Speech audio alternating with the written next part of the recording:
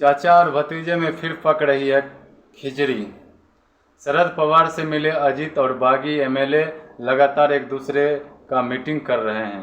क्या शरद पवार और अजीत पवार के बीच फिर से कोई खिचड़ी पक रही है? महाराष्ट्र की राजनीति में राजनीतिक गलियारे में रविवार से यह चर्चाएं शुरू हो गई है। डिप्टी सीएम अजीत पवार ने रविवार को चाचा शरद पवार से मुलाकात की थी और आज उन्होंने फिर से मंत्री पद की शपथ लेने वाले 8 मंत्रियों के संग शरद पवार से मुलाकात की।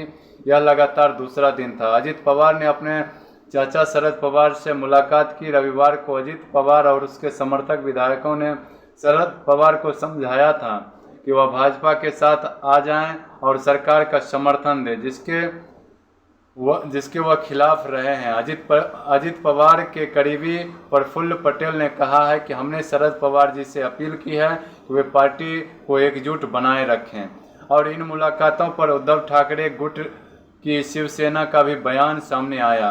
संजय राउत ने इस मामले पर टिप्पणी करते हुए कहा है कि जिन लोगों ने विश्वासघात किया और धोखा दिया है उनके लिए दरवाजे नहीं खुलने चाहिए। संजय राउत ने इसके आगे एनसीपी पर तंज भी कसा है और उन्होंने कहा है कि अब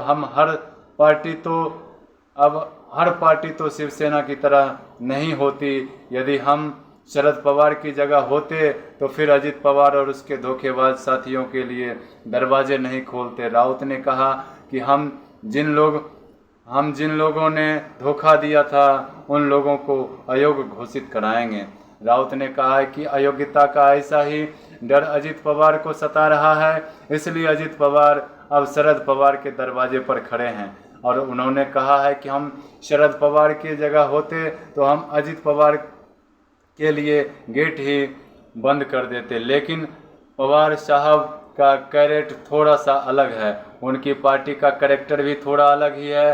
हर किसी में कुछ अंतर होता है और कुछ लोग अपने स्वभाव के अनुसार ही फैसला लेते हैं। फिलहाल सभी इस बात पर नज़र आ रहे हैं कि शरद पवार और अजीत पवार की मीटिंग का नतीजा क्या निकला।